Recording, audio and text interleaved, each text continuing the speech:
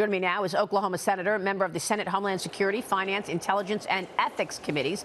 James Lankford is with me. Senator, good to see you. Thanks very much for being here. Good to see you.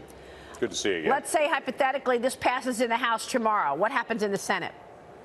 I think Schumer does not take it up, but this still lands on President Biden's desk at that point as far as for the two of them to be able to negotiate. The House is making their statement. The White House has got to be able to respond to be able to negotiate on this. It's untenable for President Biden to say, I'm not going to negotiate on a debt ceiling. That's absurd. He was the prime negotiator assigned from President Obama when he was vice president to negotiate the debt ceiling in 2011. He's voted against 10 debt ceilings, but when he was in the Senate saying he wanted a different deal, he's done lots of negotiations on this. So we need to be able to get everybody to the table. We've got to be able to get this done, but we've also got to be able to make it very clear we can't keep overspending year after year. This is just common sense stuff. Well, we got the score from the CBO, Senator, and obviously the Limit, Save, and Grow Act of 2023 includes returning to discretionary spending to fiscal year 2022 levels, then grow 1% annually for a decade. 1% annually for a decade, Senator. Repeal energy tax credits, prevent the student debt cancellation, expand work requirements in Medicaid, SNAP, and others, rescind unused COVID relief funds. Are you on board for all of that?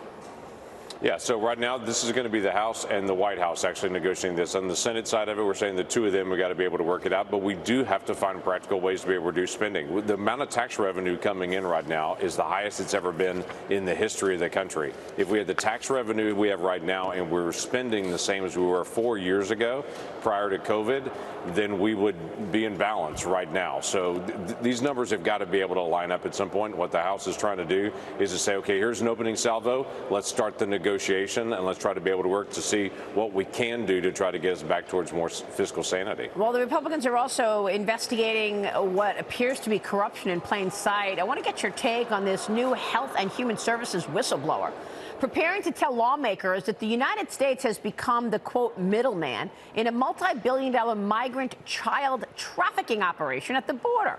She's also going to testify today that children will work overnight shifts at slaughterhouses, factories, restaurants to pay their debts to the smugglers and the traffickers. Senator, you've been to the border. What's going on here? Yeah, this has actually been going on for quite a while at this point. I'm glad the House is having the hearing on it. We have another hearing today, actually in the Senate, in the Homeland Security Committee, dealing with what's happening in the border and the effects of it with drugs coming in, with the child trafficking happening, with what's happening across the country.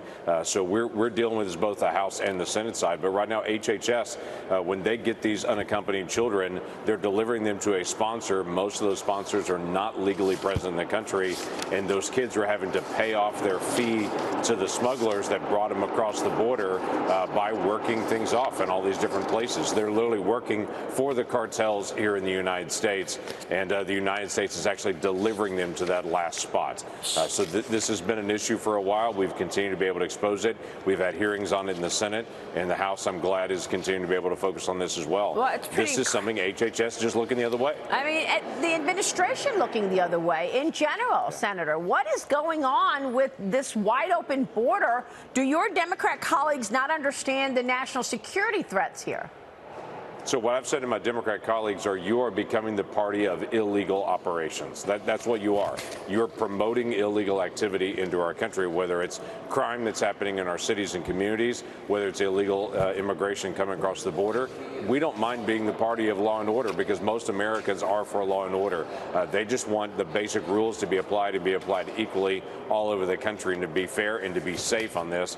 As they continue to be able to promote more and more illegal immigration, it's increasing cartel activity. It's increasing drug activity in our country. It's increasing all this human trafficking that's happening here.